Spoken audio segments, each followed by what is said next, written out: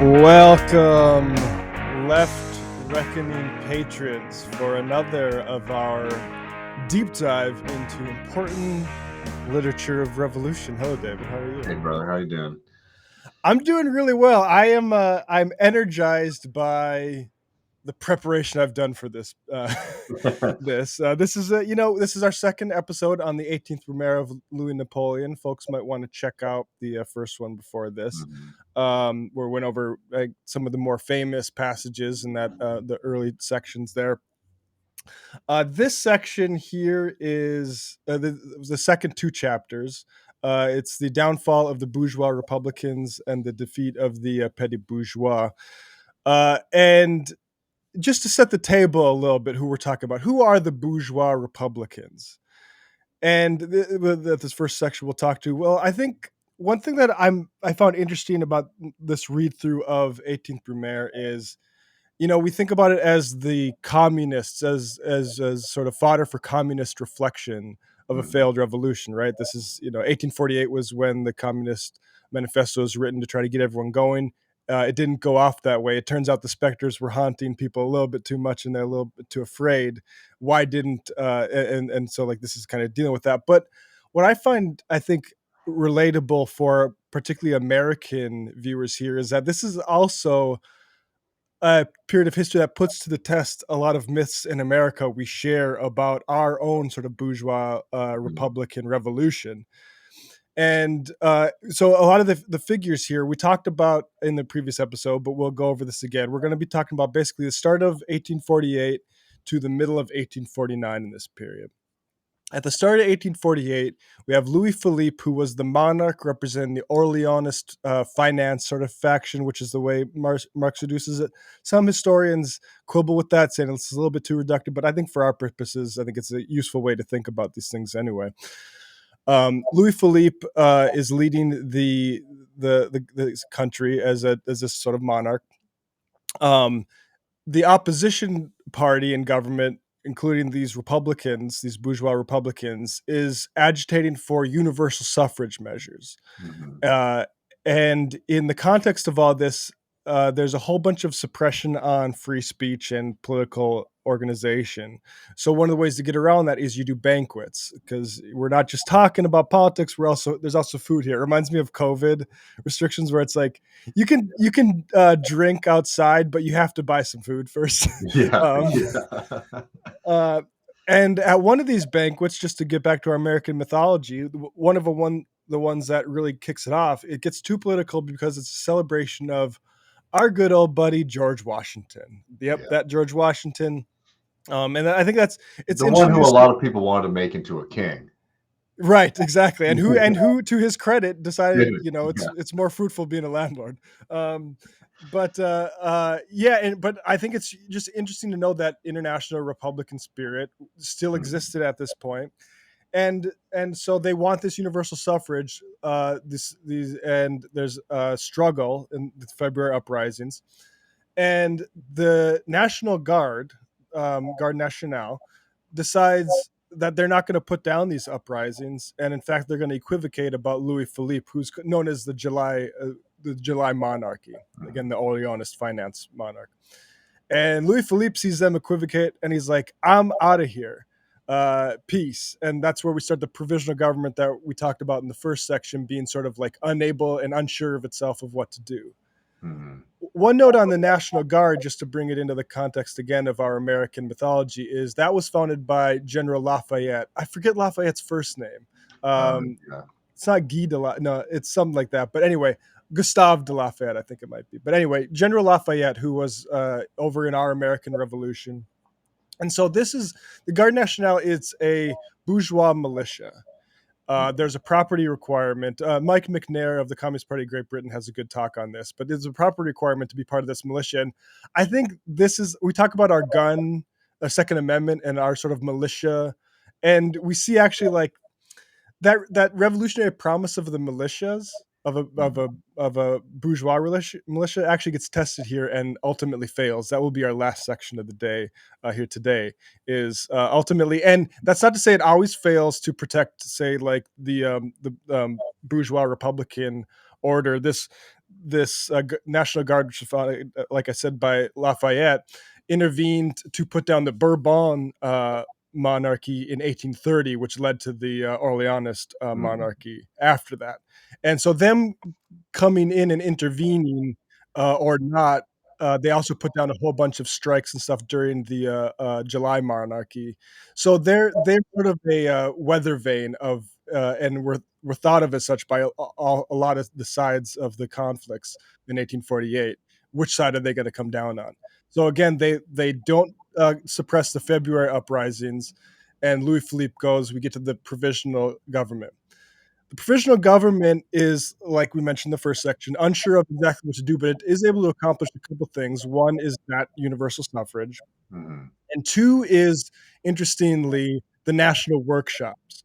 And that's Louis Blanc or Blanqui, Louis Blanc, uh, who also the guy who coined the term capitalism. But he was on the socialist side of things, wanted these national workshops basically to address unemployment. And there's and so those get instituted. There comes to be an election of a constituent assembly.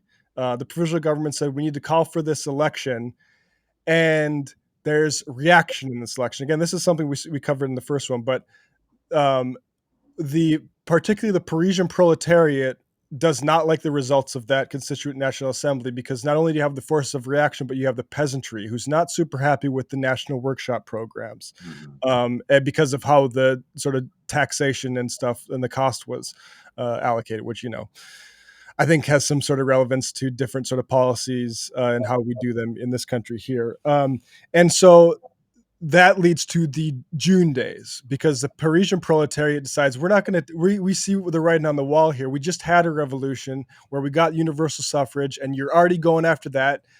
So they instituted universal suffrage, but then they're like, okay, well, you need to prove residence for 3 years, and that's done by either like sort of tax stubs that a capitalist boss would have, or coupon, or like a documentation from your boss. Mhm. And this Parisian proletariat's not happy with that. So you get the June uprising. The June uprising is, whereas the National Guard stood aside in February, they step in and suppress the June uprising and put it down.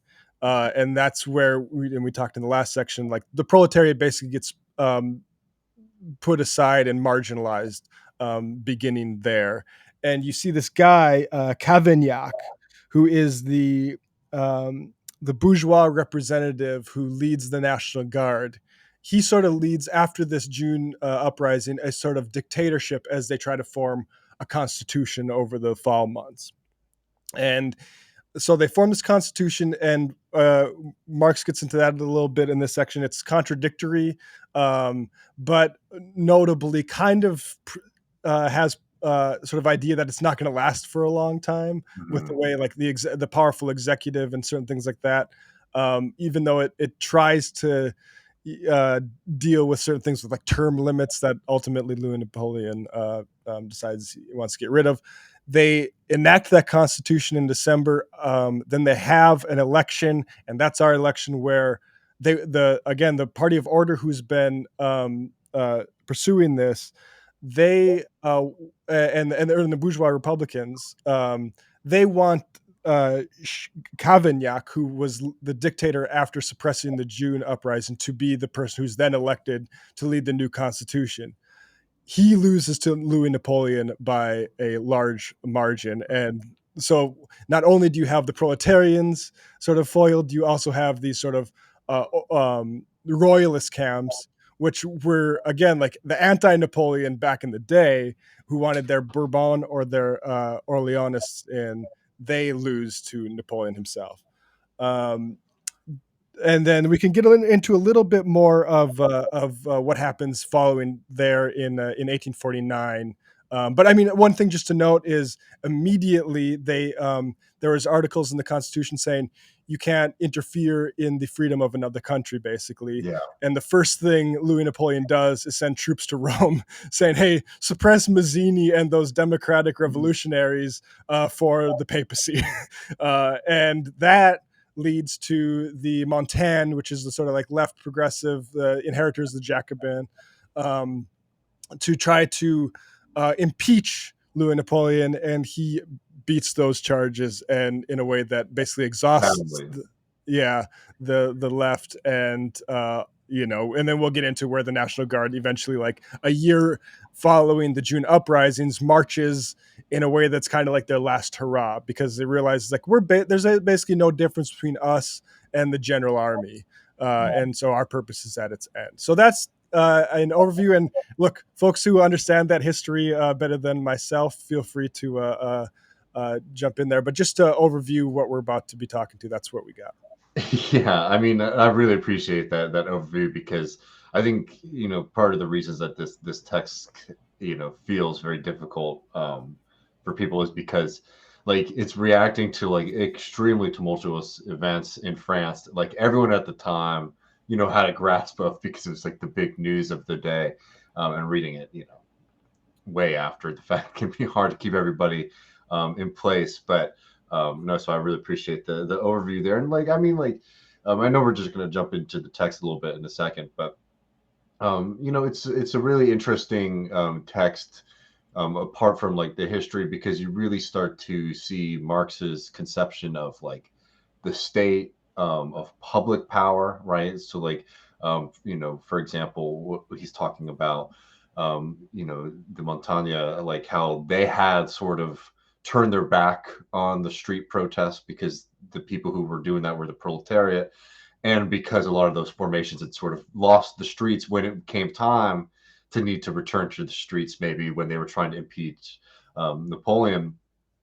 No one was there, no one was prepared for it. So like, Yeah. it's a really interesting text, and I mean, like, for a lot of reasons, but also because like you do see these, probably in one of the more clear examples of like Marx's kind of like theory of politics, I think. Yeah. Yeah, and it's also interesting, and you don't want to overdraw these parallels, but just the way of, I mean, I think there's a section on here that's directly relevant to fascism, and particularly when people like Daniel Bester, Adam Tooze mention things that aren't existing now, like the mass mobilization on a war footing of society that does exist here. Mm. And I think Marx has a passage here that talks about bivouacs, tenting, and the campaigns coming home to roost, that I think really foreshadows a type of fascism. And it's like you see the parties of order, ultimately they're not able to get popular will either. So who is? It's these sort of military and charismatic leaders with a bloodline perhaps. Yeah, Uh, and I'll just say like on that too, like if anyone who's read like a lot of like Lenin or other thinkers, like being a Bonapartist, right, is a kind of like slur of like the, of the day for a lot of left thinkers, in the late 1800s and the early 20th century, of like, yeah, um, these kind of really bizarre formations that are centralized around a particular figure or character or personality. Um, yeah, I mean, like, how should we start jumping into this text? I know we have some clips. Um, uh, I have some things pulled out as well, to sort of look at like, um, the what is it, chapter 2, where we're starting, because I don't think this is the text that I think that like us sort of going through like line by line like we did with the first one doesn't really work as well. uh, right. so we can maybe highlight some aspects that we think are important. Yeah. I think this opening section here, we'll play the first couple minutes, just to dip our toes, but it also overviews the cast of characters we're going to be dealing with well here. I mean, the main bodies to keep in mind are these the bourgeois Republicans, who we're going to Mhm. be talking about now, the parties of order, which are constituent of both the Bourbon and the Orleanist monarchists. And relatedly to the first group, the bourgeois Republicans, is the National Guard, which is basically the armed militia of the bourgeois Republicans. Mhm. So yeah, this is the intro here. and the Constituent National Assembly, that is what was formed after the June days to form the Constitution. Mm-hmm. Uh, so again, like after the June days, meaning Blanc, Louis Blanc, the guy who is, for instance, the socialist leader in charge of the workshops. As we mentioned in the first chapter, he gets moved to the side, and so like a lot of those radical leaders are gone. And here is who inherits power: the bourgeois Republicans. And Now beginning Chapter 2, The Downfall of the Republicans. Let us pick up the threads of the development once more. The history of the Constituent National Assembly since the June days is the history of the domination and the disintegration of the Republican faction of the bourgeoisie, the faction known by the names of tricolor Republicans, pure Republicans, political Republicans, formalist Republicans, etc. Under the bourgeois monarchy of Louis Philippe, it had formed the official Republican opposition, and consequently a recognized component part of the political world of the day. It had its representatives in the chambers and a considerable sphere of influence in the press. Its Paris organ, the National, was considered just as respectable in its way as the Journal des Débats. Its character corresponded to this position under the constitutional monarchy. It was not just a faction of the bourgeoisie held together by great common interests and marked off by specific conditions of production. It was a clique of Republican-minded bourgeois, writers, lawyers, officers, and officials that owed its influence to the personal antipathies of the country to Louis Philippe, to memories of the old republic, to the Republican faith of a number of enthusiasts, above all, however, to French nationalism, whose... I mean, this is one, like, this piece, 18th Brumaire, got really popular during Trump, and you see why certain sort of well-worn paths liberal oppositions go down.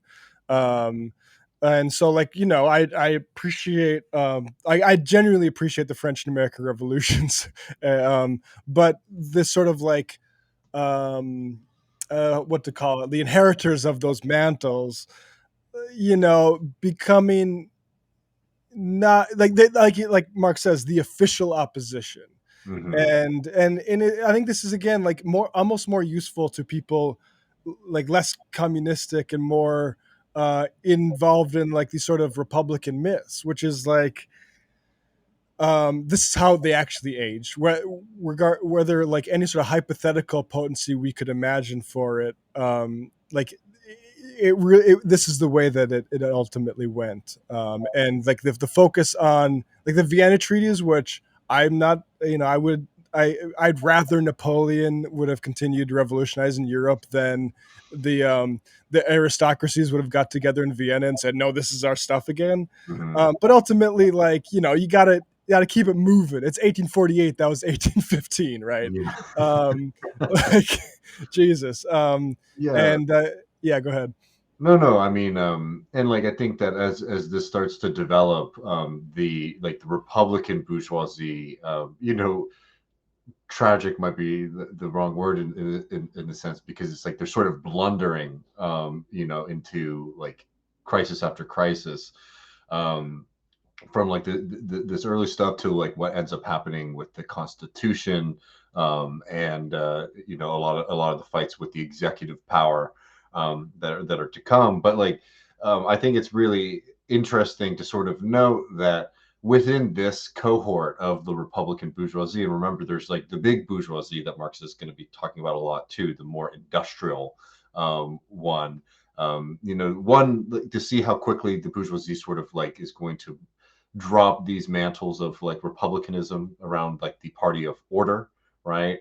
Um, but two, remembering that like they're also trying to create a state that is like beneficial to them, right? Like the Republican bourgeoisie being the ones who are like the lawyers and the writers, and the little fancy lads, like they want this a particular kind of state that is going to benefit them tremendously, give them a lot more access to power, which is why you'll see how quickly they turn their back, for example, on like the proletariat, as times develop, because like the big claims for universal democracy and all this kind of stuff rings hollow when like they start to see that like, oh, maybe the proletariat is too much of a liability, the workers are too much of a liability to be a part of a coalition. They get excised very fast. Like, you muted. Yeah, and it's interesting because I remember going through a phase of like, you're reading Gordon S. Wood, The Radicalism of the American Revolution. It's like this is good shit. And then Hmm. you get, and also like, oh, even the French, they went even a little bit further. And so you can get like this sort of Republican, like as far as they go, like the Republicans put numbers on the board, but it Yeah, exhausted itself, right? yeah. And yeah, so we'll just go a little bit further in this opening section. Hatred of the Vienna treaties and of the alliance with England it stirred up perpetually. A large part of the following the National had under Louis Philippe was due to this concealed imperialism, which could consequently confront it later, under the Republic, as a deadly rival in the person of Louis Bonaparte. It fought the aristocracy of finance, as did all the rest of the bourgeois opposition. Polemics against the budget, which in France were closely connected with fighting the aristocracy of finance, procured popularity too cheaply, and material for puritanical leading articles too plentifully not to be exploited. The industrial I just think that note of like the opportunism on Hmm. like genuine material issues is interesting to note how shit doesn't really change. The industrial bourgeoisie was grateful to it for its slavish defense of the French protectionist system, which it accepted, however, more on common grounds than on grounds of national economy. The bourgeoisie as a whole for its vicious denunciation of communism and socialism. For the rest, the party of the National was purely Republican. That is, it demanded a Republican instead of Just in case you missed that, noting that these Republicans were anti-socialist, so the specter was haunting them Hmm. as much as the other parties. anarchist form of bourgeois rule, and above all, the lion's share of this rule. About the conditions of this transformation, it was by no means clear in its own mind. On the other hand, what was clear as daylight to it, and was publicly acknowledged at the reform banquets in the last days of Louis Philippe, was its unpopularity with the democratic petty bourgeois, and in particular with the revolutionary proletariat. These pure Republicans, as is indeed the way with pure Republicans, were already at the point of contenting themselves in the first instance with the regency of the Duchess of Orleans when the French Revolution broke out and assigned their best-known representatives a place in the provisional government. So what he says there is when the February Revolution actually breaks out, these leaders, the official opposition party, were actually going to content themselves with a regency of like another like royal down the line, Hmm. saying as opposed to like saying, "Hey, you know how we're Republicans, and this is this is a royal absolutely fucking it up. Let's actually jump on that." Maybe they weren't actually going to do that until the people in the streets press the advantage. From the start, they naturally had the confidence of the bourgeoisie and a majority in the Constituent National Assembly. The socialist elements of the provisional government were excluded forthwith from the Executive Commission, which the National Assembly formed when it met, and the party of the National took advantage of the outbreak of the June insurrection to discharge the Executive Commission also, and therewith to get rid of its closest rivals, the petty bourgeois or democratic Republicans, Ledru Rollin, etc. So yes, that basically liquidation following the June days of the more democratic and revolutionary members of Hmm. already like a not, I said like revolutionary party who had been excluding those farther left sources every time they get a new opportunity at power. And like, it's interesting to note here too, like that there are divisions within in the bourgeoisie that like Marx is highlighting. As we were saying earlier, like a lot of these leaders being more, this clique of lawyers and writers and state officials or people associated with the state. But they were also very helpful, for example, for like the big bourgeoisie and industrial capital, particularly in their hostility to socialism and communism.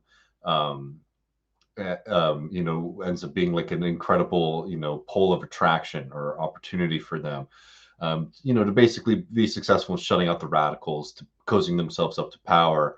And it will be interesting to see what ends up happening with this formation if it ends up delivering republicanism for the people of France.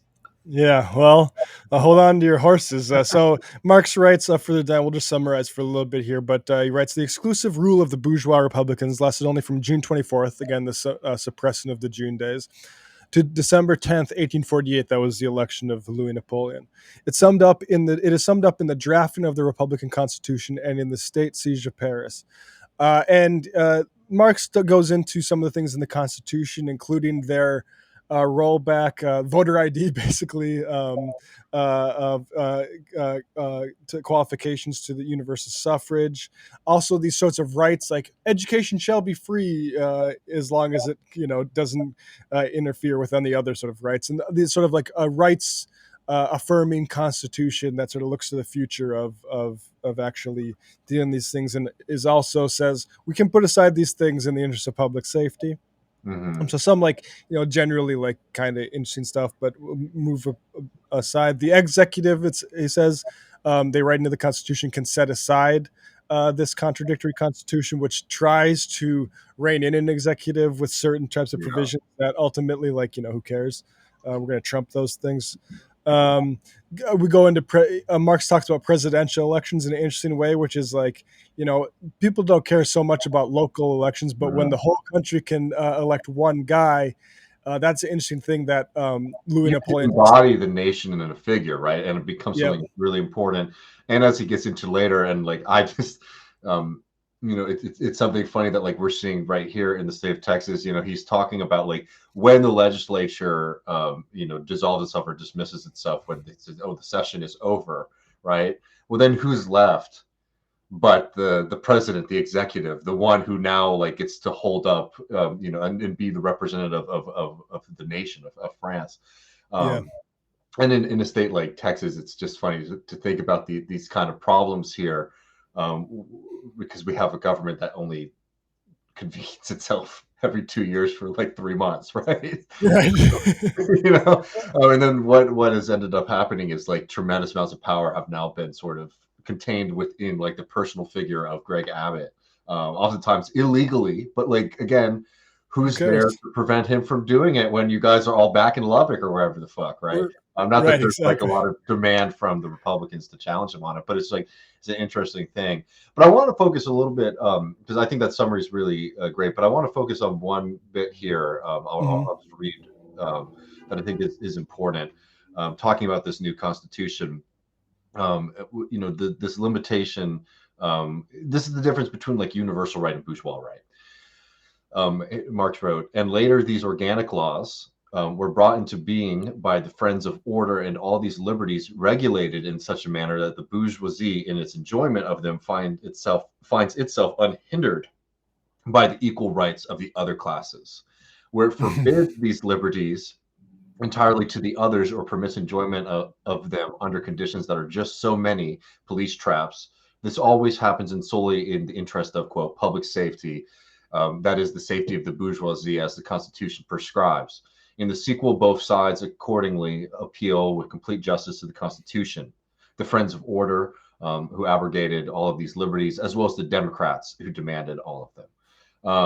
And like this is the thing that is like I think interesting about the Constitution is that like it basically when you start saying this conception of like your rights basically end where other people begin. Like this is a like very libertarian kind of like sometimes you'll see this as like a defense. Like libertarians will say this is like their like legal theory, right? Is that like you generally have the freedom to do whatever you want until like you harm another person. Right. But you can see it could very easily be argued that like, oh, this, public action is like harming the rights and the ability of these groups of people to like enjoy their kinds of freedom. And like what the Constitution is so successful at doing is basically putting on the lofty ideas of republicanism onto paper while effectively allowing, and Marx uses this term, dictatorship of the bourgeoisie, right? That like they basically have the ability to like end and limit and curtail these rights. And like this is American politics, this is French politics. I mean, this is the vast majority of liberal democratic states, is that you have a lot of defined terms and ideas and big language, but they can be curtailed fairly effectively, and in the French case, I think exceptionally easily. Yeah, that reminds me of a couple things. Like one, the Lula statement to Greenwald about the reaction to him bringing people up materially, which is like higher classes were saying they were making the airports look like bus stations, right? Mhm. And combine that with our post 9/11 security state, which, like, who gives a fuck about search and seizures, that sort of stuff, right? We got security to do. And then now you can buy your way out of all that shit. You can pay like a certain fee that Yeah. says like, oh, actually, I don't need to go through security because I have money.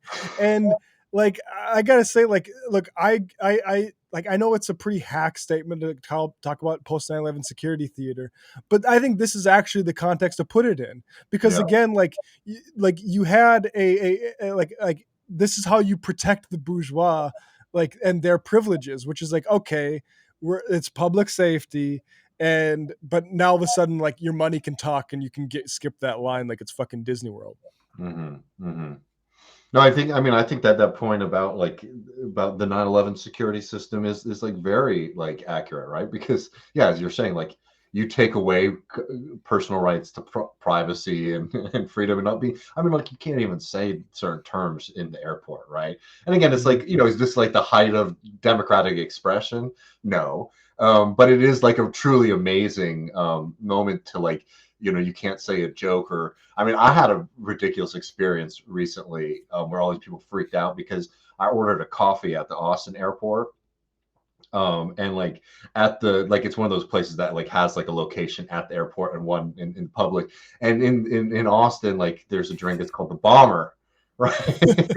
And I just walked into the coffee shop and ordered the thing that I usually get, and everyone's like freaking the fuck out. And like, obviously I didn't get in trouble or anything like that, but like, it's a weird thing, like to curtail these rights. And I think notably that, yeah, that they basically sell you your freedoms and dignity back, because like it is demeaning to go through like the security systems at the airport, right? I mean, like they harass you, some asshole goes through your shit. It's like yeah. And like not very effective, by the way, too, when it comes down to preventing attacks. But yeah, no, I think that like creating the two-tier system, basically, where you can sort of buy your way out of harassment, That's the last step. Yeah. Yeah, no, like that is like the high synthesis, right? It takes a little while before that develops, but then they're like, okay, we're gonna turn this, which was supposed to be a kind of temporal, like universal safety measure. because for personal safety, because there's so much terrorism or whatever. And now it's like, no, this is a permanent state of affairs forever. So if we're going to do that, then we need to make sure that the rich and famous don't have to deal with as much abuse as the rest of us. It's so funny. Every time I see that, they like try to ask you like, hey, do you want to pay us money so you don't need to do this wait in line bullshit? It's just like, it really offends the crap out of me. It does. And it offends me too that every once in a while I think about it.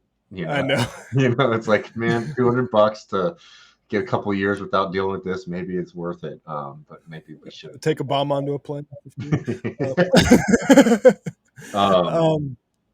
So yeah, we'll get to this section here where we get into two parts.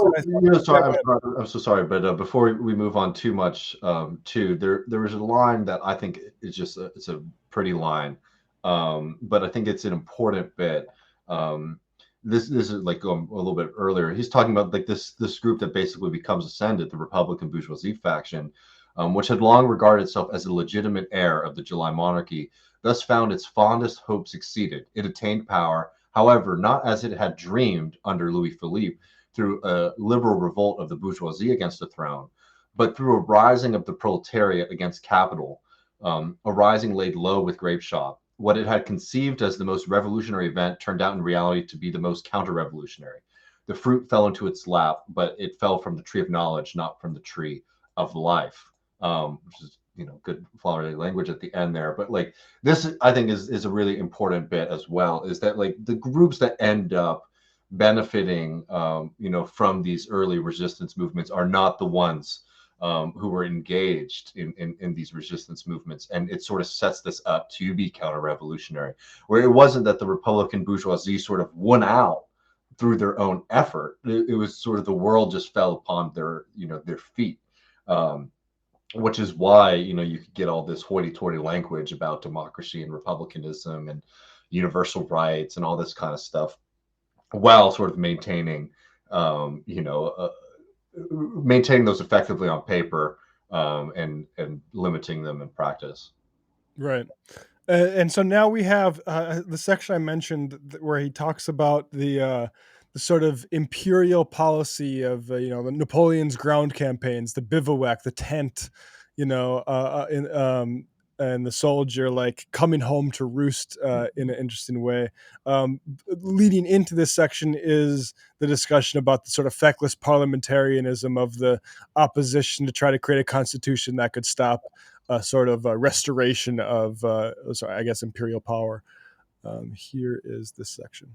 They sought to cheat destiny by a catch in the Constitution through Article 3, according to which every motion for a revision of the Constitution must be supported by at least 3/4 of the votes, cast in 3 successive debates with an entire month between each, with the added proviso that not less than 500 members of the National Assembly must vote.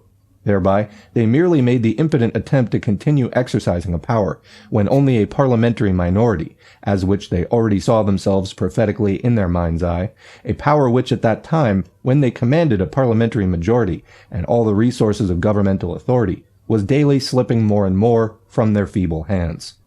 I can't imagine how maddening that would be to watch and to say like I mean, the Democrats are maddening enough, but you just had a revolution.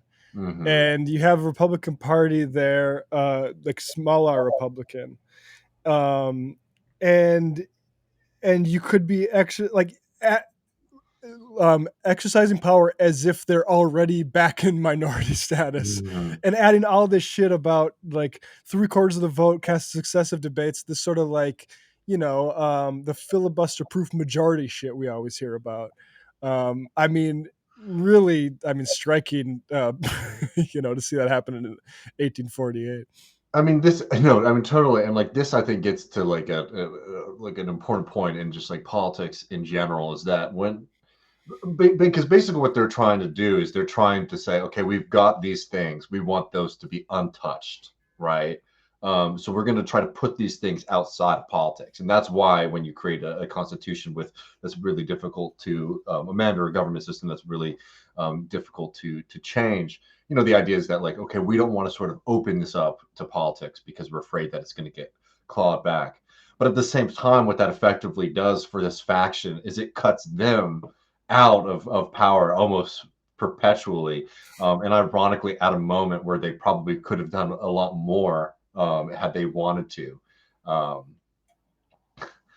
Yeah. I mean, it's just like it's why, like, we have this in America too, and it's like always funny when people will like, this is a personal gripe, but like, one thing that's always annoying when you talk to people like about like the state of American politics, like, oh, we should do this, and then you'll get some kind of like civics nerd on there who will be like, well, actually, well, the Senate is set up in this way, or like, you can't amend the Constitution without getting this amount of states to sign up for it. And it's like, yeah, what I'm saying is that's bad, right? And like, you're treating this as if it came from like God, right? Or is like a natural, immovable force, rather than a very particular, purposeful system that was meant to prevent, for example, like popular democracy in America. Right. And I've never understood the argument, that like, that basically like, well, I'm basically going to treat these. I mean, it's the height of ideology, right? And remember, when we talk about ideology, the reason these things are alienating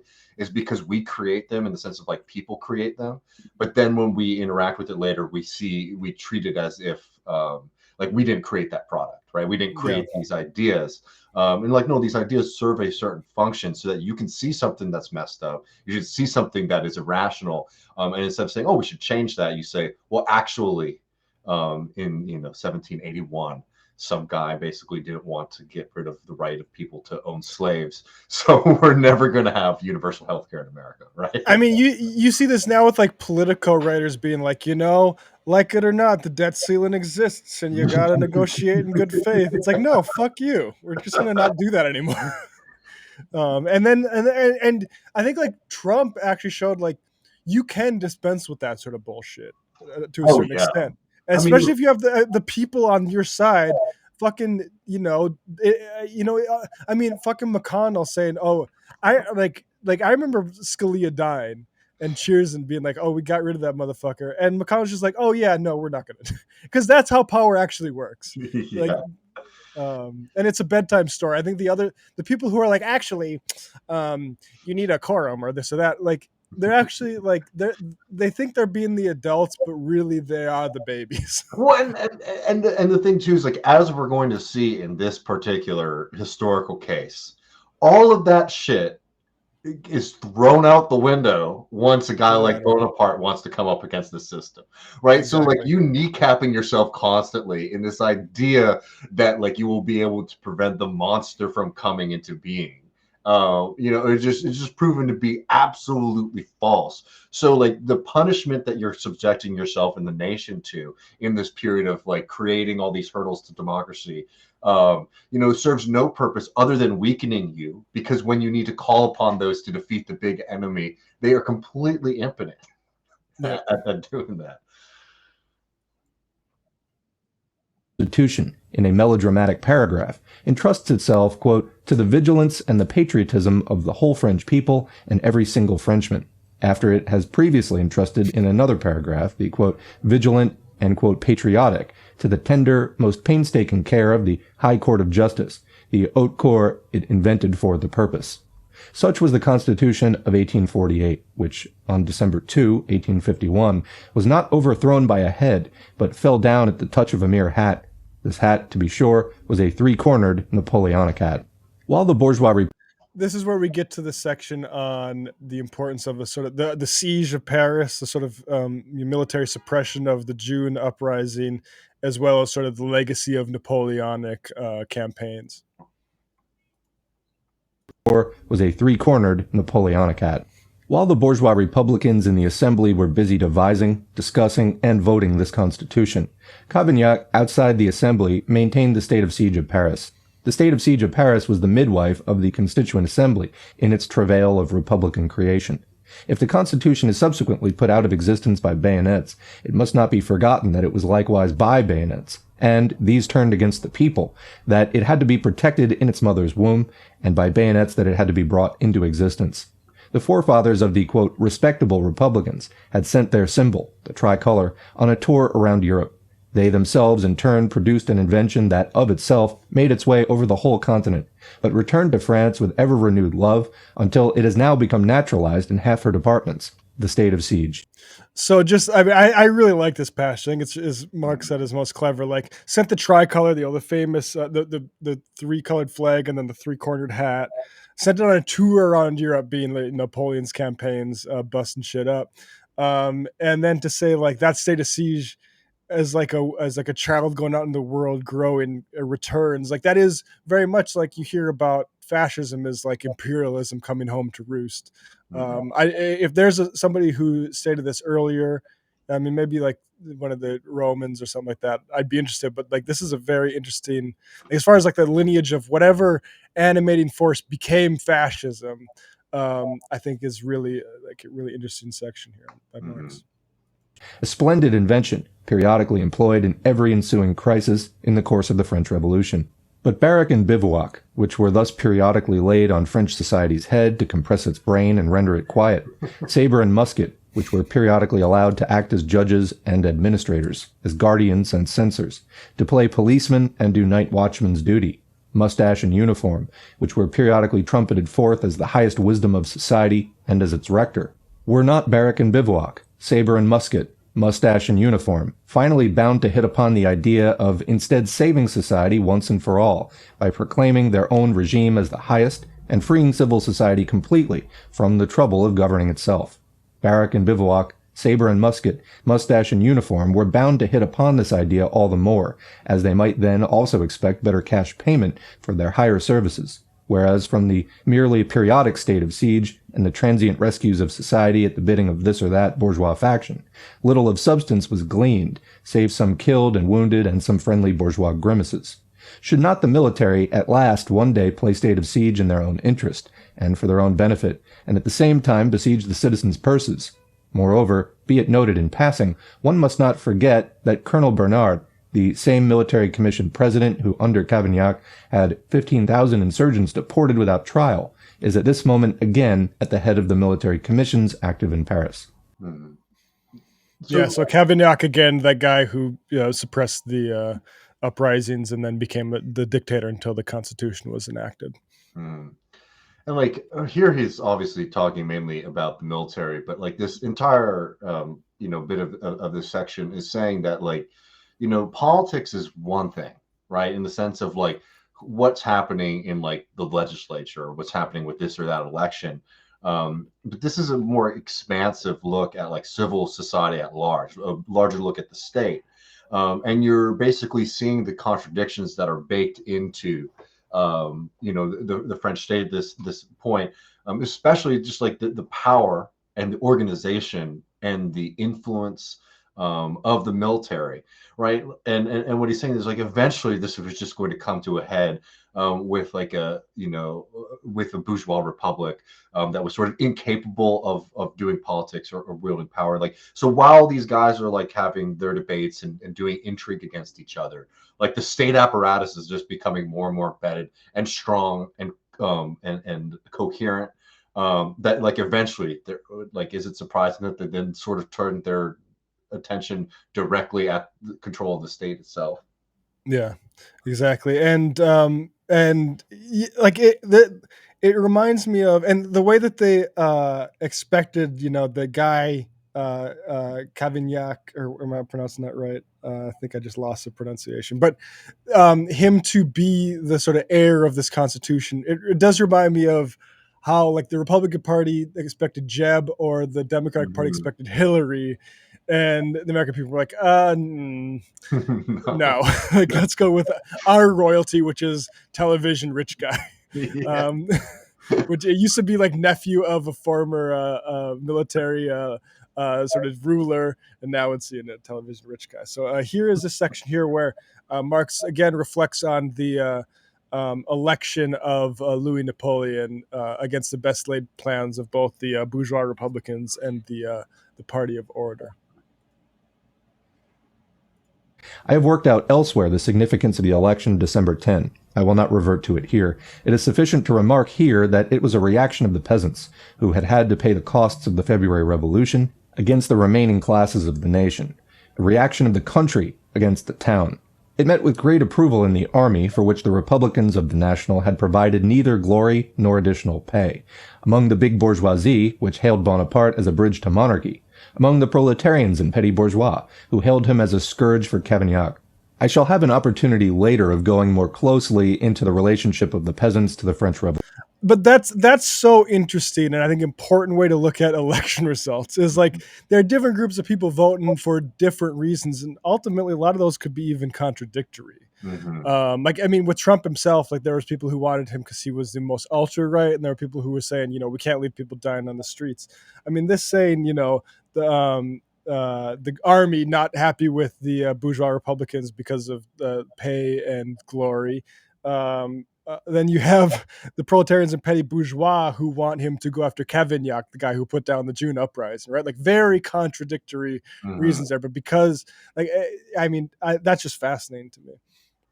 Yeah, and like I can't suggest people read Matt Karp's piece in the New Left Review on class D alignment, and like particularly Trump voters, because like you just are seeing that play out all across this country right now too, which is like I think like American pundits and just probably just like what we'd call like a pop political understanding, like a popular political understanding. Always like over determines like one or two issues for why certain sections or groups start supporting these people.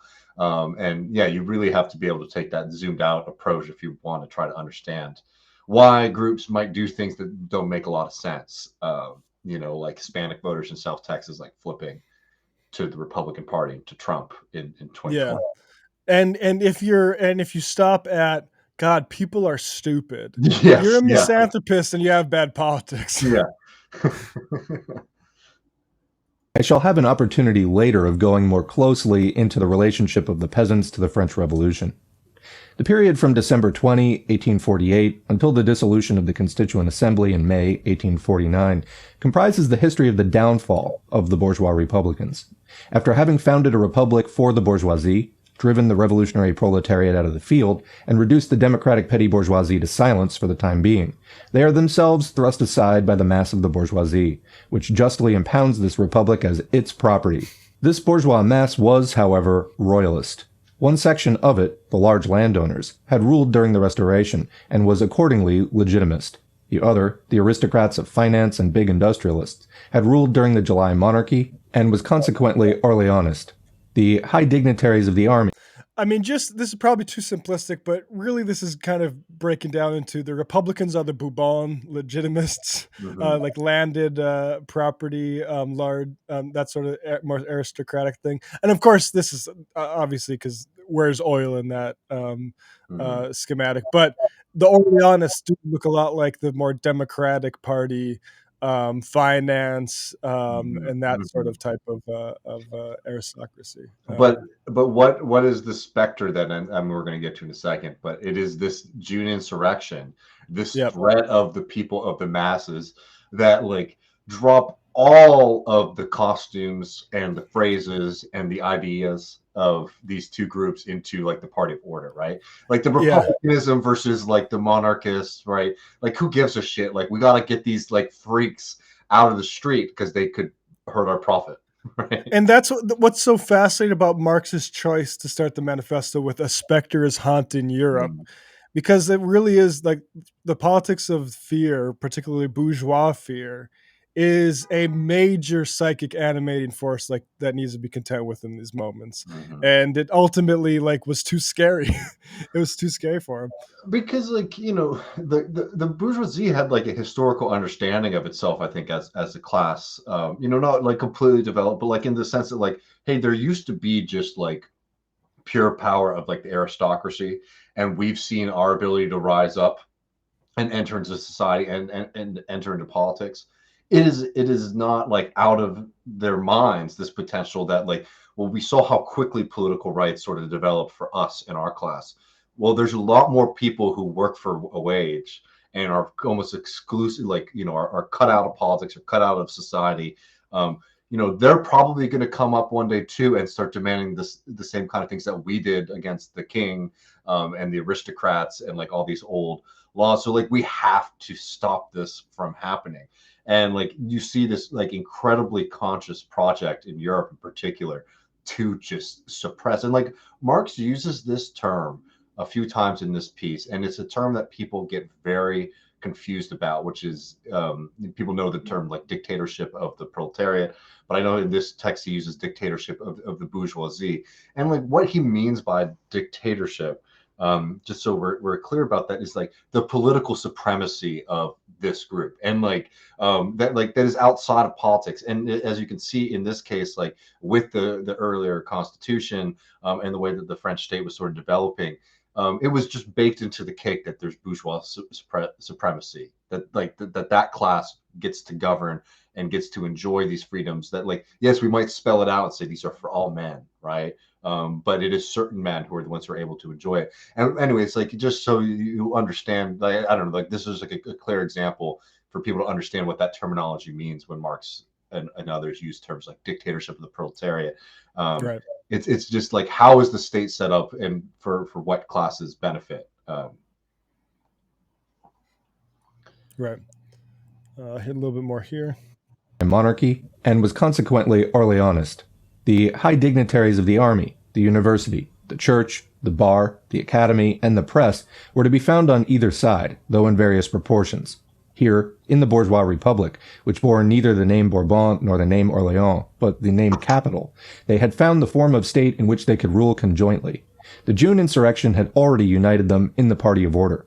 Now it was necessary, in the first place, to remove the coterie of bourgeois republicans who still occupied the seats of the National Assembly. Just as brutal as these pure republicans had been in their misuse of physical force against them. That's a reference to them putting down the June uprising. And then subsequently, you know, not being able to stick up for themselves is the point Marx is making here. To physical force against the people, just as cowardly, mealy-mouthed, broken-spirited, and incapable of fighting were they now in their retreat, when it was a question of maintaining their republicanism and their legislative rights against the executive power and the royalists. I need not relate here the ignominious history of their dissolution. They did not succumb, they passed out of existence. Their history has come to an end forever, and both inside and outside the assembly, they figure in the following period only as memories that seem to regain life whenever the mere name republic is once more the issue, and as often as the revolutionary conflict threatens to sink down to the lowest level. Yeah, and that is mentions they what does he say? They just dissolute. They did not succumb. They passed out of existence. Yeah. That's the that was the Second French Republic. 1848 to 1851. And where's 852? We'll come back to that when Louis Napoleon comes back. But ultimately, I think France is on their fifth republic now. But Yeah, I think so. the second one was pretty short lived there for a while. But yeah, like I mean, brutal. They didn't succumb. They passed out of existence. Yeah. No, I mean it's good. And the last line of this chapter before we go to chapter 3 too is, "We wish it a happy journey." Yes, yeah, and there's a little bit here, and we'll get in more with Louis Napoleon versus the parties of order, I think, in the next section. So yeah, but yeah, I really well, actually, this next part is the interesting thing. Kind of, you mentioned the contrast and the revolutionary momentum, and how which billiard balls are hitting which. In the French Revolution, it was more. It would the more revolutionary group would take the mantle and continue it forward. This case, we have the less revolutionary group taking the mantle and carrying it backward. And here's Marx on that dynamic. Yeah. Defeat of petty-bourgeois democracy. On May 28, 1849, the Legislative National Assembly met. On December 2, 1851, it was dispersed. This period covers the span of life of the constitutional. 1851, I was right. Just 9. The Legislative National Assembly met. On December 2, 1851, it was dispersed. This period covers the span of life of the constitutional or parliamentary republic. In the First French Revolution, the rule of the constitutionalists is followed by the rule of the Girondists, and the rule of the Girondists by the rule of the Jacobins. Each of these parties relies on the more progressive party for support. As soon as it has brought the revolution far enough to be unable to follow it further, still less to go ahead of it, it is thrust aside by the bolder ally that stands behind it and sent to the guillotine. The revolution thus moves along an ascending line. It is the reverse with the revolution of 1848. The proletarian party appears as an appendage of the Petty-Bourgeois Democratic Party. It is betrayed and dropped by the latter on April 16, May 15, and in the June days. The Democratic Party, in its turn, leans on the shoulders of the Bourgeois Republican Party. The bourgeois Republicans no sooner believe themselves well established than they shake off the troublesome comrade and support themselves on the shoulders of the Party of Order. The Party of Order hunches its shoulders, lets the bourgeois Republicans tumble, and throws itself on the shoulders of armed force. It fancies it is still sitting on those shoulders when one fine morning it perceives that the shoulders have transformed themselves into bayonets. Each party kicks from behind at the one driving forward and leans over in front toward the party which presses backward. No wonder that in this ridiculous posture it loses its balance and, having made the inevitable grimaces, collapses with curious gyrations. The revolution thus moves in a descending line. It finds itself in the state of retrogressive motion before the last February barricade has been cleared away and the first revolutionary authority constituted.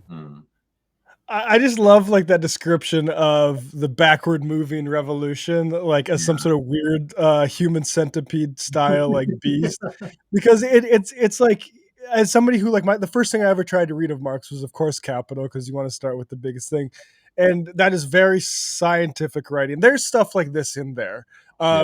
But you don't, it's hard to notice. Well, especially like the first bit is just like, how much should a coat cost, right? Right, exactly. Like, you're waiting for the fire, right? And it does get there.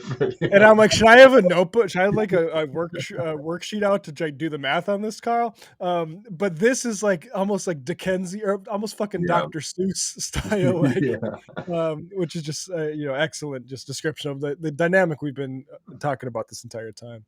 Yeah, and like yeah, it's a pretty like succinct recap of what happens. The proletariat movement, small appendage of the petty bourgeoisie. Democratic Party, they're betrayed and drop. Democrats then lean on the bourgeois Republicans. The bourgeois Republicans, reject the Democrats and thinking that they're ascendant, and then they, start hanging out with the good folks in the Party of Order. And then the Party of Order is very happy to let those Republicans fall out of favor with the military. But also, they don't get their Orleanist or Bourbon restoration either. Like, right? And it's like that's what's funny about this is like how I remembered it was like here's a cautionary tale to you radicals and to revolutionaries. But it's like even if you're a fucking monarchist, this is a sort of a cautionary tale. So now we have the rise of Louis Napoleon and the remnants of the sort of progressive leftist Jacobin known as the Montaigne. And that's what the Jacobins themselves called themselves back in the original French Revolution. And the Montaigne isn't entirely wiped out by these bad election results. They still maintain some of their support, which I think is interesting to note. Like Bernie Sanders' popularity in the hinterland as well.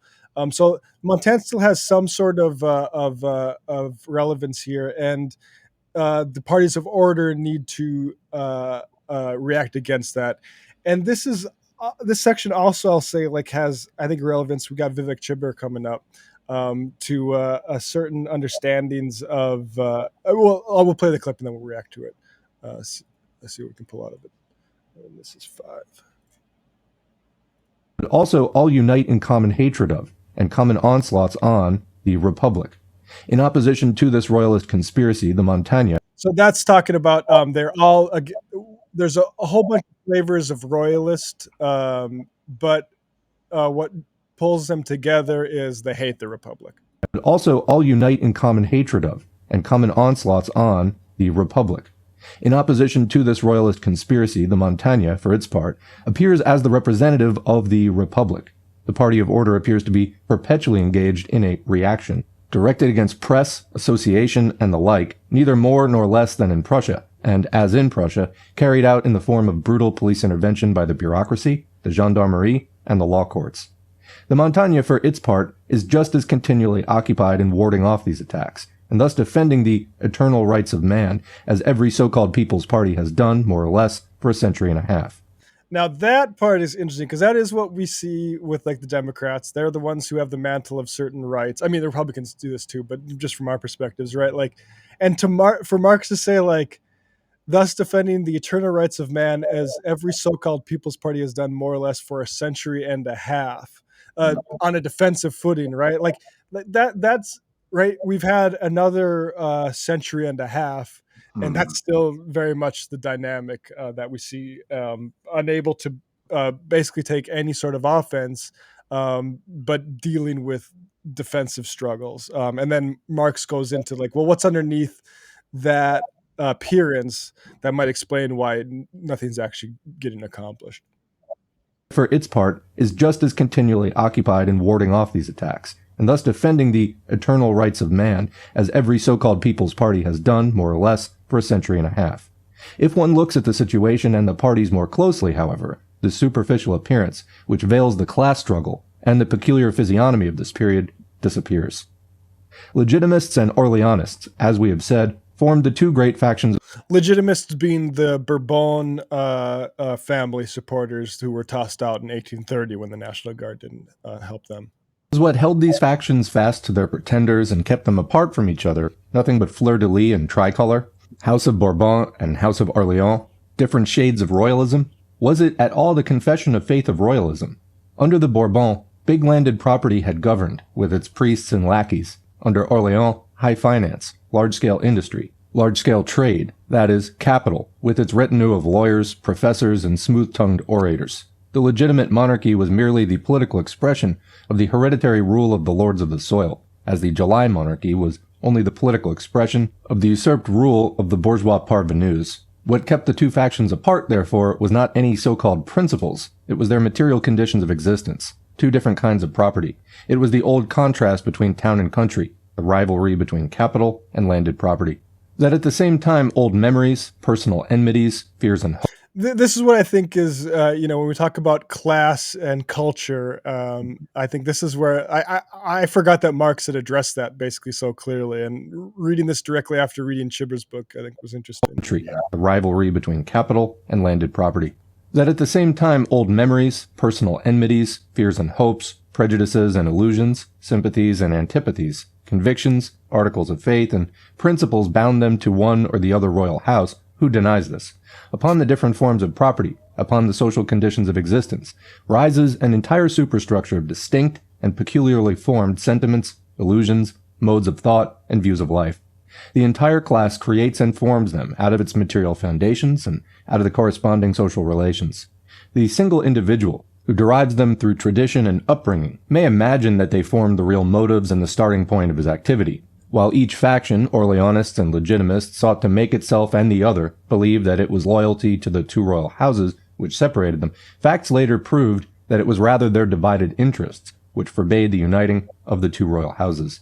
And as in private life, one differentiates between what a person thinks.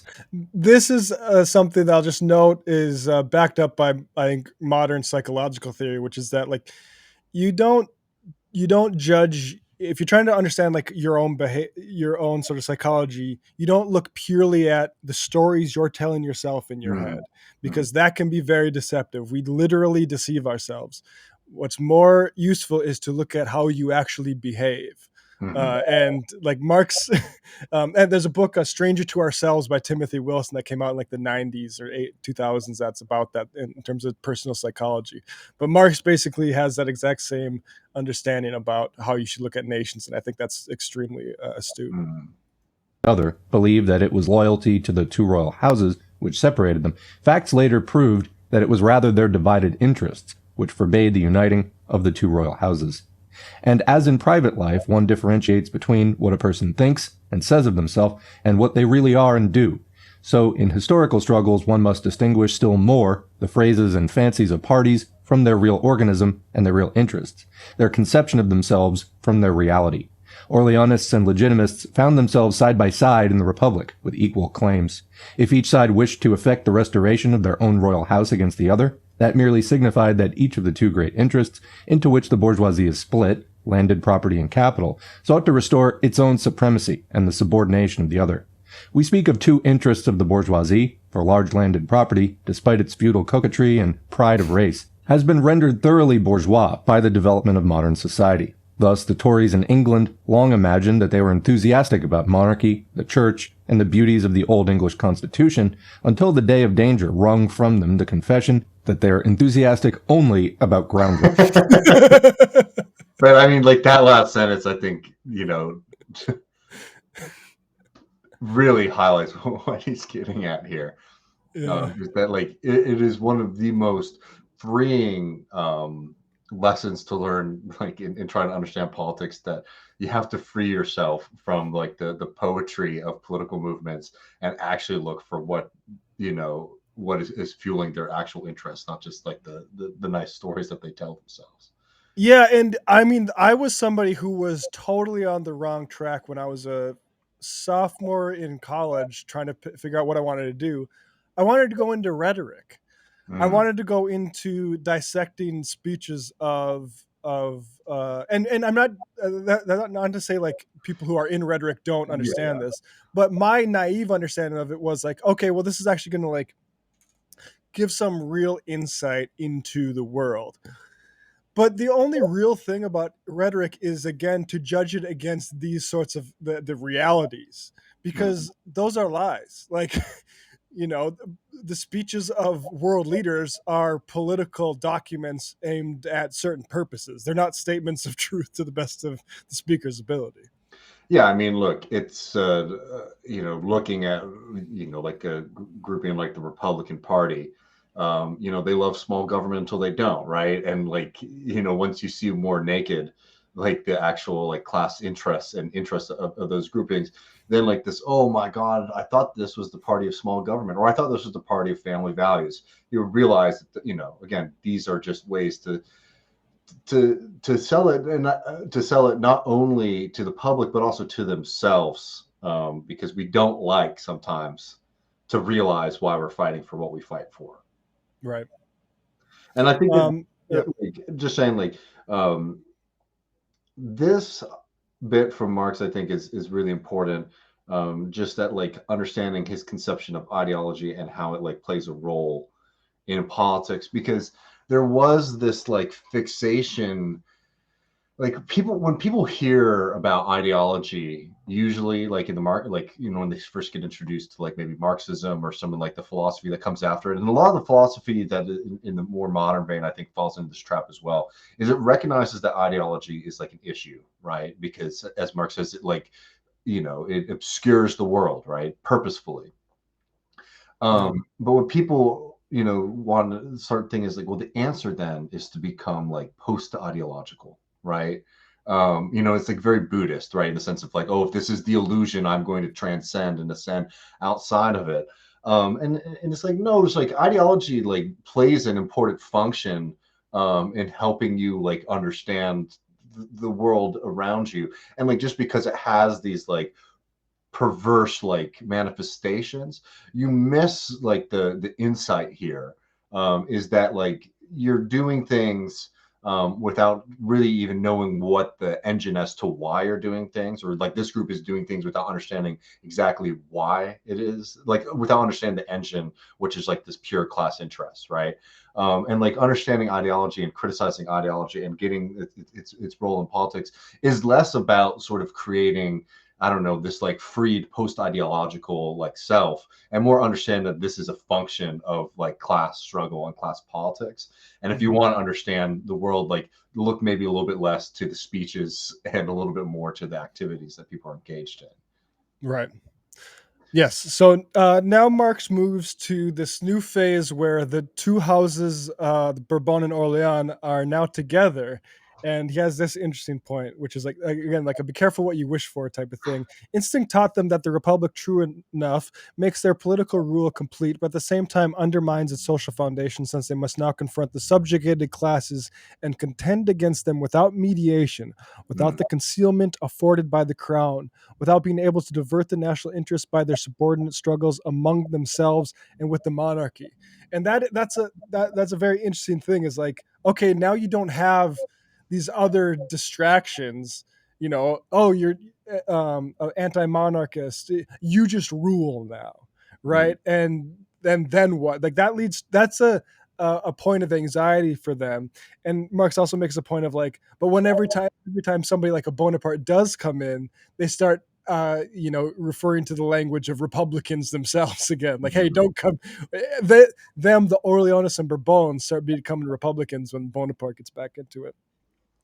That leads to the proletarian side of things, forming a social democratic side, sort of formation of the Montaigne, which again, like, was sort of wiped out after the June uprisings and in the constitutional period.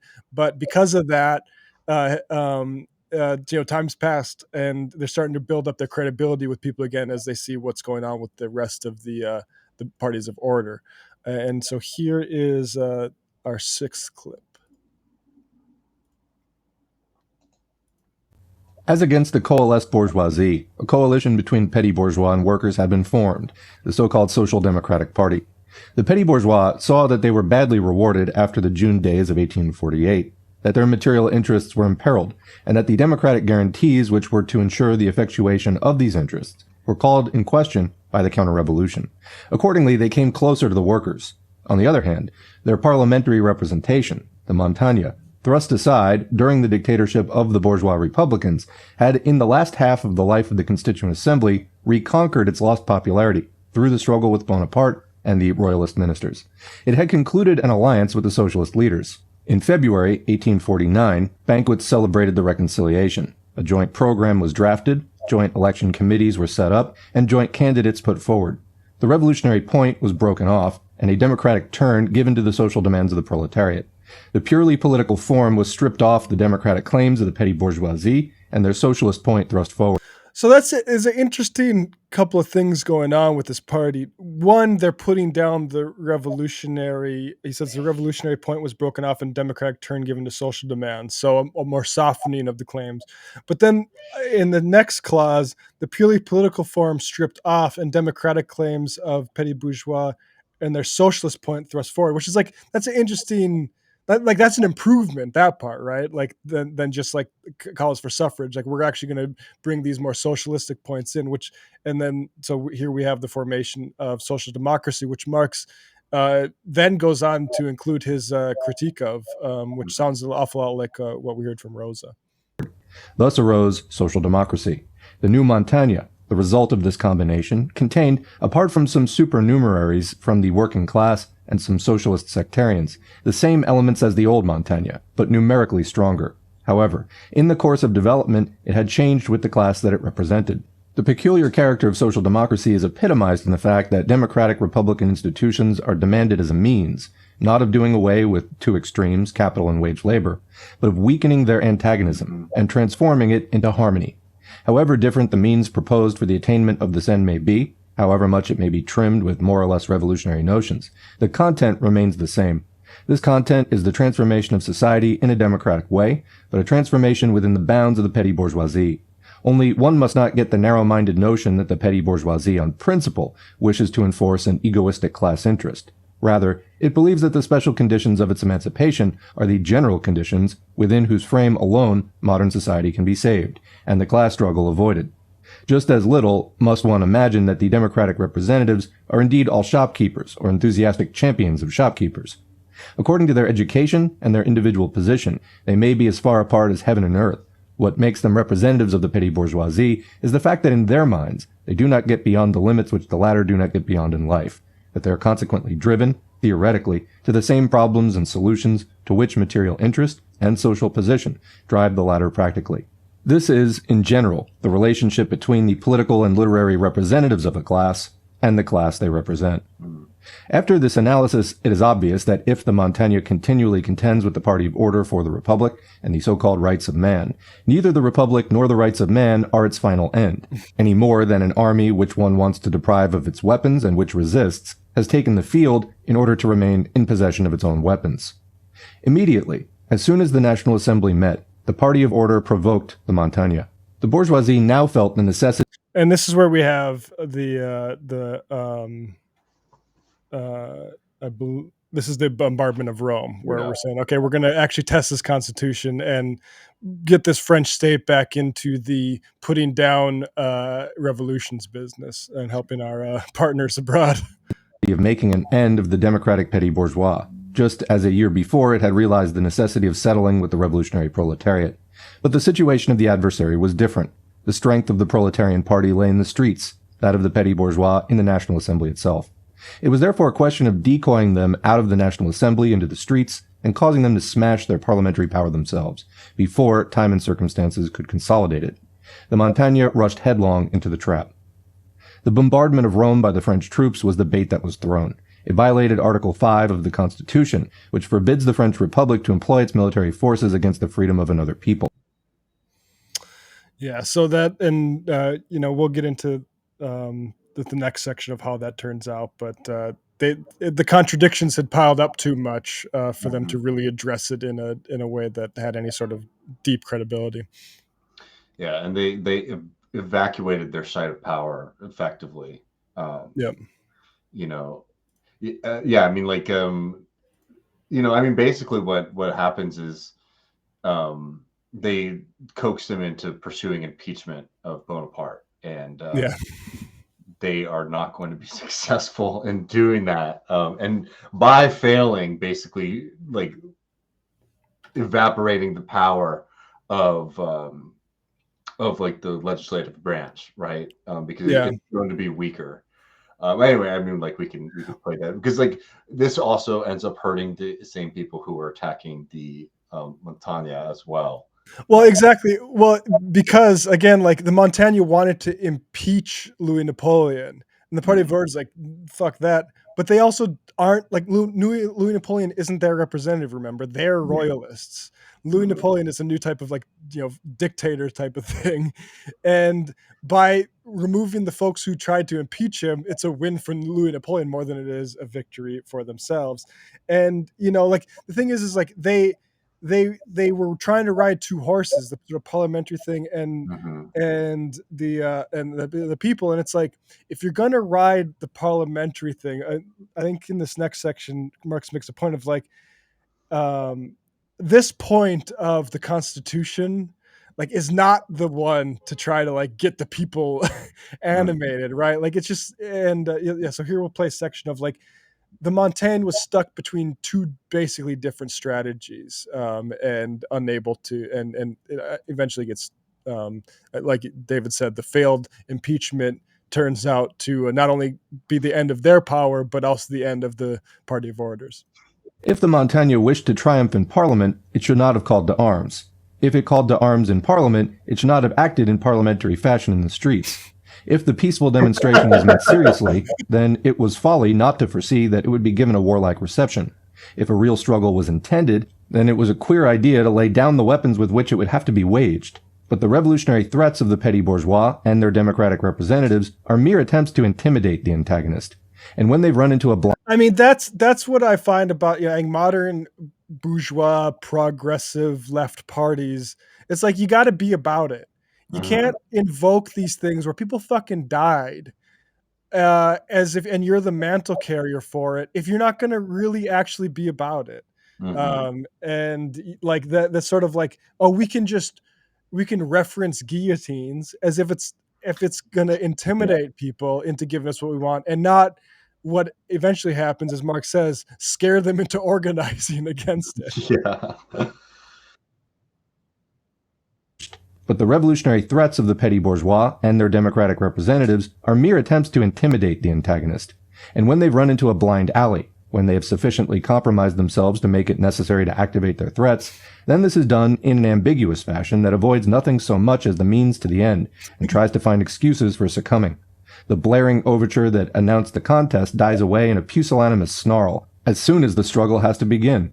The actors cease to take themselves au sérieux, and the action collapses completely like a pricked bubble.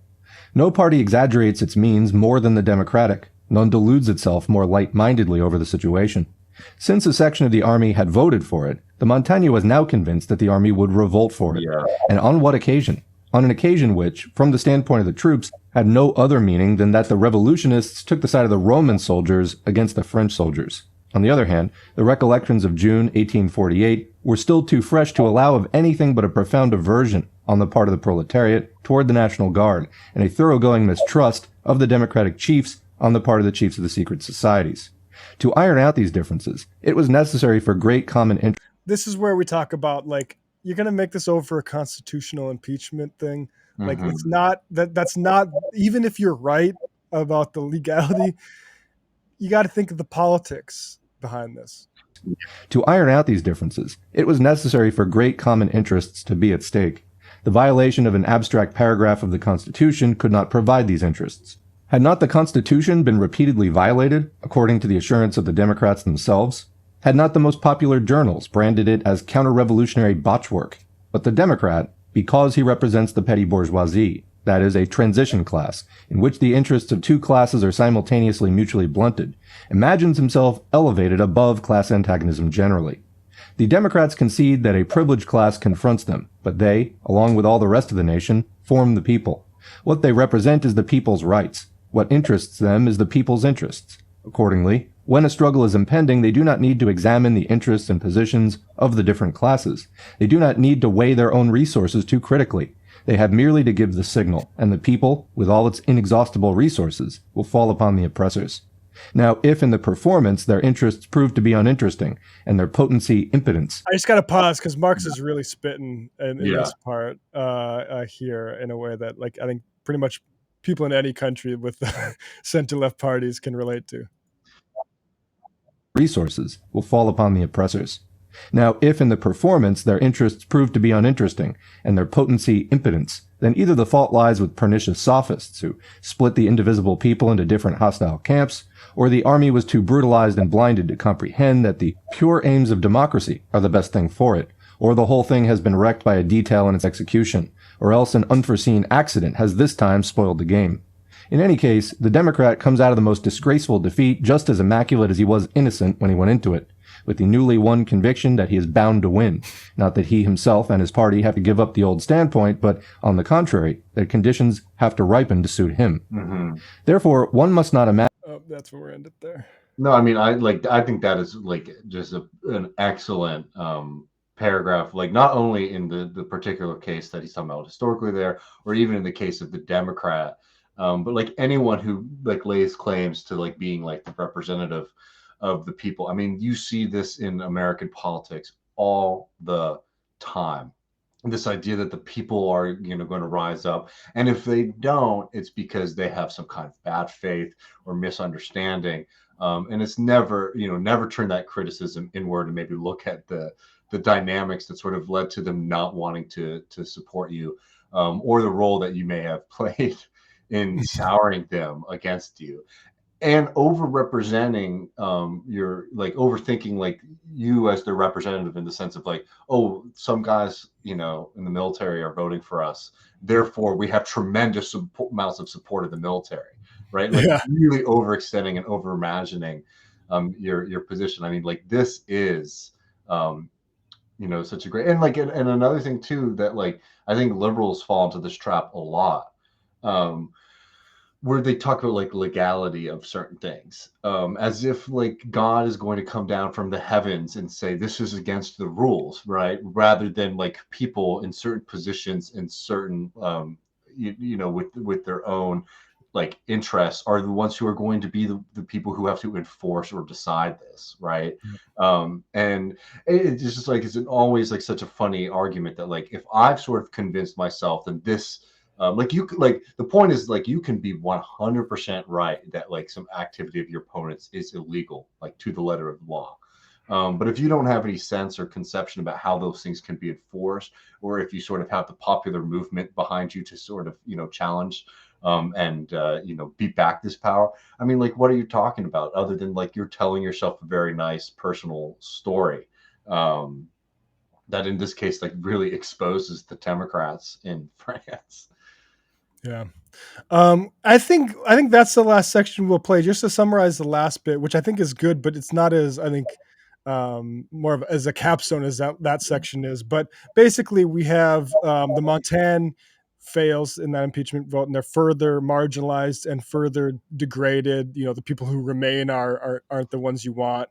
And then you have the National Guard, which we mentioned earlier, which founded by Marquis de Lafayette, the sort of bourgeois militia, um, commemorates the June uprising that it put down.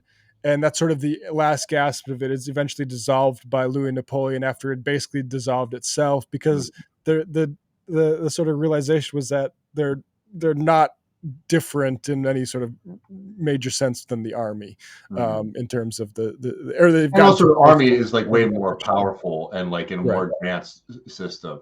And just on that point, like there was a superstition that Marx mentions here, when in the February days of 1848 it evinced a passive attitude, it being the National Guard, evinced a passive attitude toward the insurrection and an equivocal one toward Louis Philippe. He gave himself up for lost and actually was. Thus the conviction took root that the revolution could not be victorious without the National Guard, nor the army against it.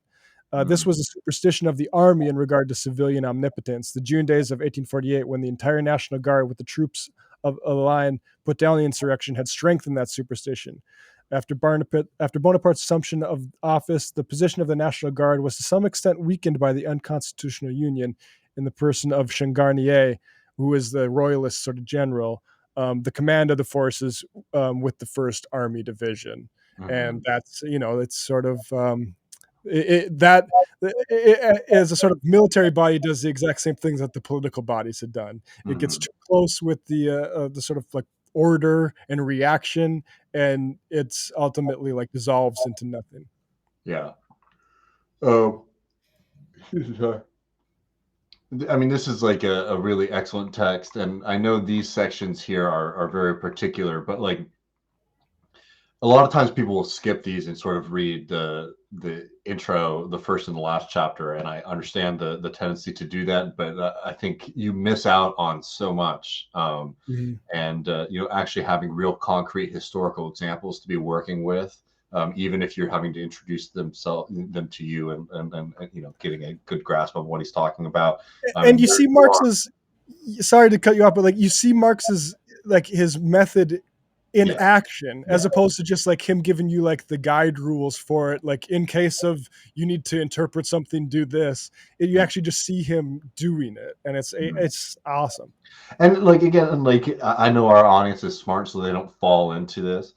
But like Marx is so misunderstood because people think that like basically Marx's texts are um, like the workers are the best and the bosses are the worst, right? Which is like obviously, like a general orientation that's there.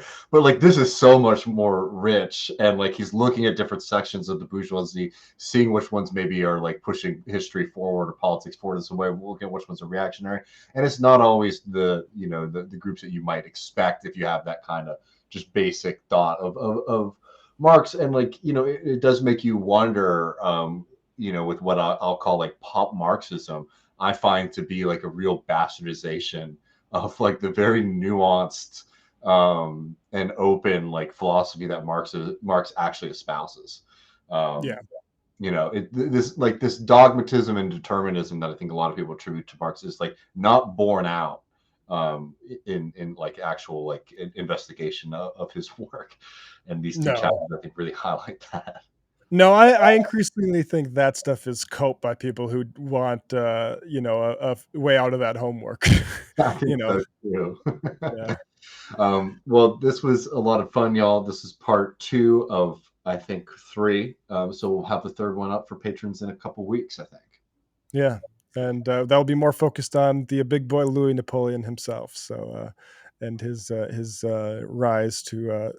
So, I mean, just to give people the Yeah. land, you have the second French Republic, and then the second, I think, the French Empire they call it, Hmm. which starts 1851 and then goes to 1870.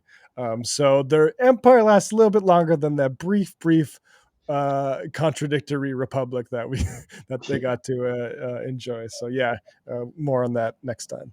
All right, folks. Well, we'll be back on Tuesday with Vivek Chibber and Matt Huber for patrons. So, let us know if you have anything that you might want to see us talk to Vivek or Matt about. And Matt will be with us for the post game. So it'll be a lot of fun to have him hang out with us for a little bit. But see y'all then. Peace.